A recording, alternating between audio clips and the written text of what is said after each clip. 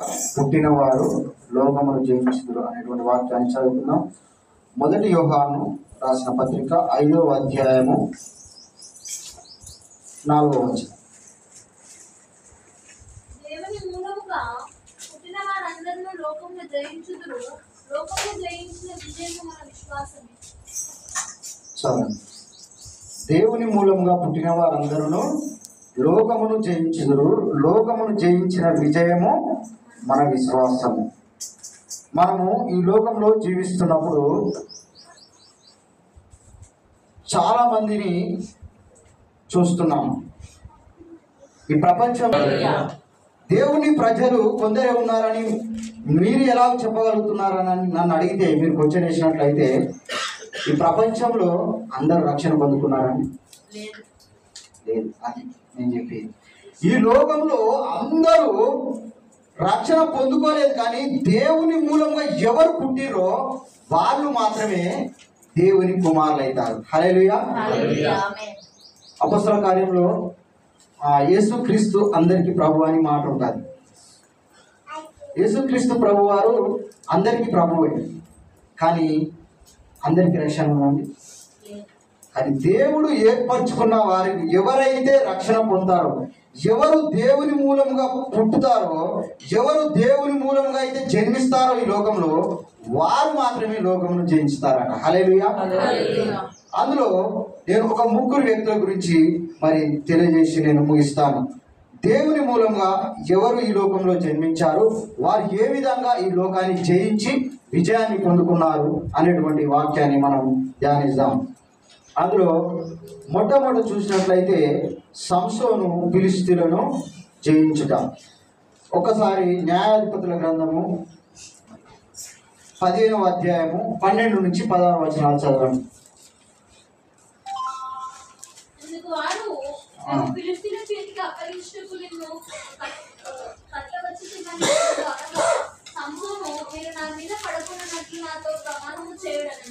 అందుకు వారు, అలాగూ కాదు, నిశ్చయంగా మేము నిన్ను చంపము, కానీ నిన్ను గట్టిగా కట్టి వారి చేతికి మేము అప్పగించమని చెప్పి 2 క్రొత్త తాళ్ళ చేత అతన్ని కట్టి ఆ బండ యొద్ద నుంచి అతన్ని తీసుకొని వచ్చి అతడు తల్లిదండ్రులు వారు ఏమని మొక్కుకున్నారంటే, తన గర్భంలో పడక మునుపు నాకు ఒక కుమారుడు కావాలన్నటువంటి ఆ యొక్క ప్రార్థనను దేవుడు విని ఏం చేస్తాడంటే, సంసోను యొక్క తల్లిదండ్రులకు సంసోను ఇస్తాడు. సంసోను ప్రత్యేకించబడిన వ్యక్తి, ఎందుకంటే నాజీరు చేయబడిన వ్యక్తి.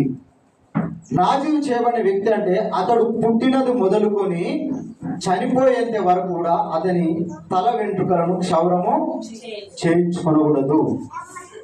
అయితే ఈ యొక్క విషయము తల్లిదండ్రులకు తనకు మాత్రమే తెలుసు.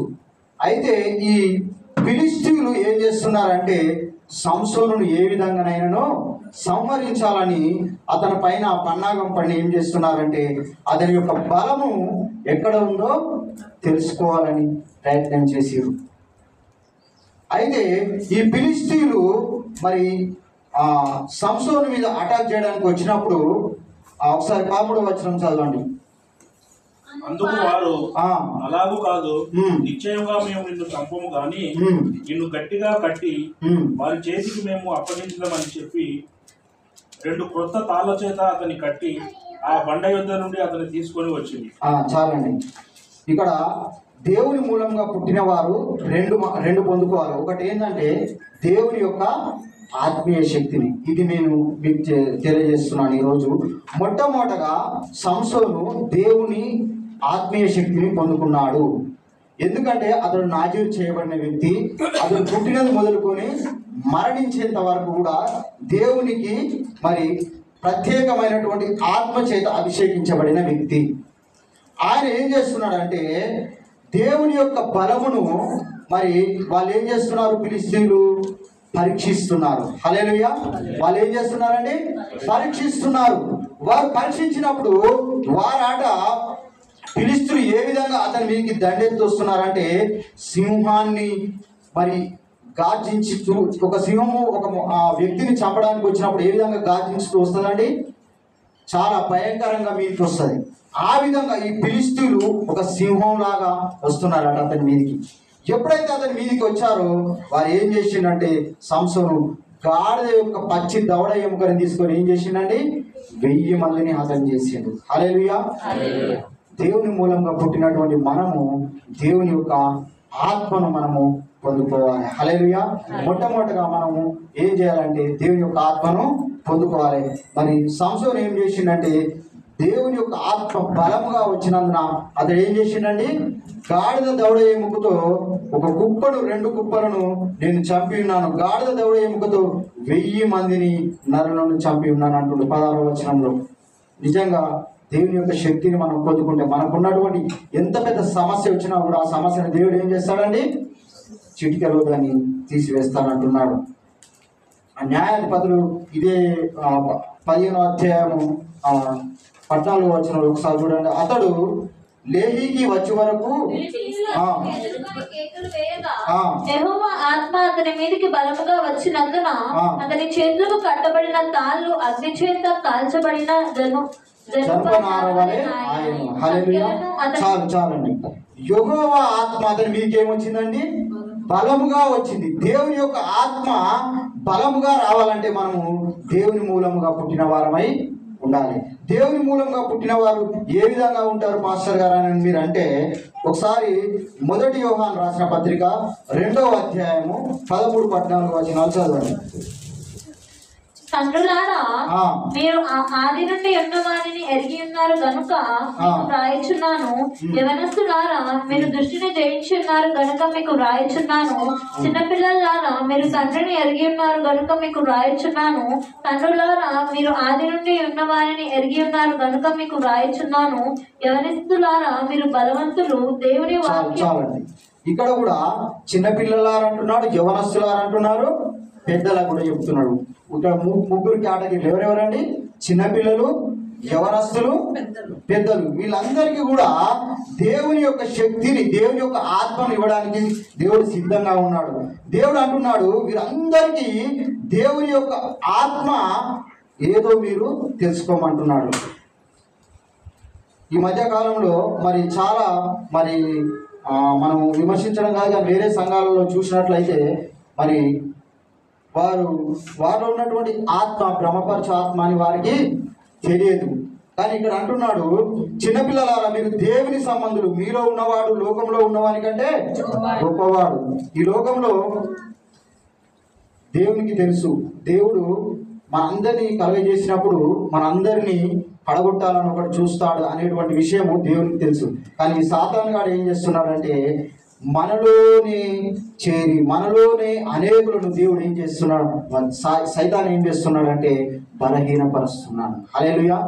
నువ్వు ఇది చేయగలవా, ఇది నువ్వు నడిపించగలవా, ఇది నీలోని నడిపించేటువంటి ధైర్యం నీకు ఉన్నదా అని కొన్నిసార్లు సాతాను ఏం చేస్తాడంటే మనల్ని కృంగదీస్తుంటాడు, బలహీనపరుస్తాడు. అందుకనే దేవుడు అంటున్నాడు చిన్నపిల్లలారా, యవనస్తులారా, పెద్దలారా మీరు అందరూ దేవుని యొక్క ఆత్మను పొందుకోమంటున్నాడు.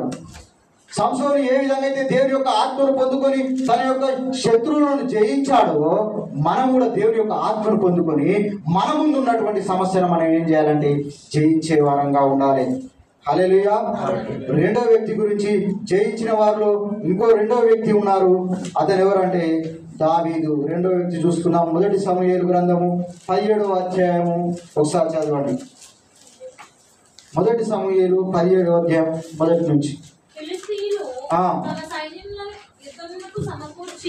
యూదా దేశంలోని షోకోలో కూడి ఎఫెస్దమీము దగ్గర షోకోకును అజేకాకును మధ్యన దిగి ఉండగా సౌలును ఇజ్రాయేలీయులను కూడి వచ్చి ఏలా లోయలో దిగి ఫిలిష్తీయులకు ఎదురుగా యుద్ధ పంక్తులు తీర్చిరి. ఫిలిష్తీయులు ఆ తట్టు పర్వతము మీదను ఇజ్రాయేలీయులు ఈ తట్టు పర్వతం మీద నిలిచి ఉండగా ఉభయుల మధ్యను ఒక లోయ ఉండెను. చాలండి. ఇక్కడ ఫిలిష్తీయులు తమ సైన్యములను యుద్ధమునకు పంక్తులు కూర్చున్నారంట. ఏం చేసిరండి, వాళ్ళు ఇజ్రాయేల్ పైన యుద్ధం ప్రకటించడం కోసము ఈ ఫిలిష్తీయుల యొక్క సైన్యము బయలుదేరింది. ఇప్పుడు వారి మధ్యలో ఉన్నటువంటి వ్యక్తి ఎవరంటే సౌలు. సౌలు అంటున్నాడు వీరందరినీ ఇక్కడ యుద్ధ పంక్తులు కూర్చున్నారు, అతన్ని ఎదుర్కొన్నట్టుకు మనలో ఎవరైనా ఉన్నారని ఎదురు చూసినప్పుడు మరి ఒక వ్యక్తి కనబడుతున్నాడు, చిన్నవాడైనటువంటి ఎవరండి? దావీదు. దావీదు ఏం చేస్తున్నాడంటే గొల్యాతును ఎదిరించడానికి ఆయన ముందుకు వెళ్తున్నాడు. మరి గొల్యాతు ఒక మాట అంటున్నాడు. ఏమంటున్నాడంటే, ఈ చిన్నవాడు మరి కుక్కను కొట్టుటకు రాళ్ళు ఏరుకుంటున్నాడా అని హేళన చేస్తున్నాడు. హల్లెలూయా. మరి ఈ యొక్క సౌలుకు దావీదు గురించి ఏ విధంగా తెలుసా అంటే, అక్కడ ఉన్నటువంటి వ్యక్తులు తెలియజేస్తున్నారు, సింహాన్ని ఎలుగుబంటిని చీల్చినటువంటి వ్యక్తి, ఈయనలో దేవుని యొక్క ఆత్మ ఉన్నది. హల్లెలూయా. రెండవది, దేవుని యొక్క ఆత్మను పొందుకోవాలంటే పరిశుద్ధత ఉండాలి. హల్లెలూయా. దావీదు పరిశుద్ధమైనటువంటి వ్యక్తి. దావీదు అన్నది దేవుడు అంటాడు దావీదును నా యొక్క హృదయానుసారుడు అంటాడు. కాబట్టి నేను రెండో మాట చెప్పి నేను త్వరగా ముగిస్తాను. రెండోది ఏం చేయాలంటే పరిశుద్ధునిగా ఉండాలంట. మనం ఏ విధంగా ఉండాలండి? పరిశుద్ధునిగా ఉండాలి. దావీదు పరిశుద్ధుడని సౌలుకు సాక్ష్యం తెలియజేస్తున్నారు అక్కడ ఉన్నటువంటి జనాంగం.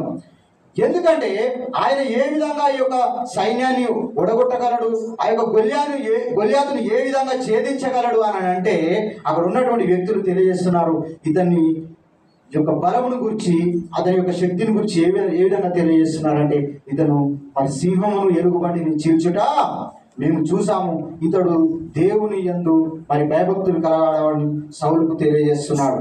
సౌలుకు తెలియజేసినప్పుడు అప్పుడు సౌలు అంటున్నాడు, నువ్వు చేయగలవా అంటే దావీదు అంటున్నాడు, నేను చేయగలను. దావీదు గొల్యాతును జయించాడు. హల్లెలూయా. దావీదు ఏం చేసిండండి? గొల్యాతును జయించిండు. ఈ రోజు మనం కూడా మన ముందున్నటువంటి ఎంత పెద్ద సమస్యనైనా ఏం చేసి దేవుడు ఏం చేస్తాడండి? జయించుతాడు. మన ద్వారా దేవుడు ఖచ్చితంగా చేస్తాడు. కానీ మనకేముండాలంటే దావీదు లాంటి నమ్మకం మనకు ఉండాలి. దరిదాపు గొల్యాతు యొక్క మరి హైట్ చూసుకున్నట్లయితే 3 మూరలు, దరిదాపు ఒక 3 ఇంచులు తక్కువ అంట. 3 ఇంచులు తక్కువ 3 మూరలు, 3 మూరల జానర్ అంటే దరిదాపు ఎన్ని ఫీట్లు అండి? 6×18. ఒక మీటర్కు 3 ఫీట్ల 3 ఇంచులు అంటే దరిదాపు దీంతో డబల్ స్టోర్. అంత హైట్ ఉన్నటువంటి వ్యక్తిని మరి గొల్యాతును దావీదు ఏ విధంగా ఓడించిందంటే దేవుని యొక్క శక్తిని పొందుకోవడం ద్వారా. ఒకసారి చూడండి, అదే న్యాయాధిపతుల గ్రంథము 3వ అధ్యాయము 31వ వచనం.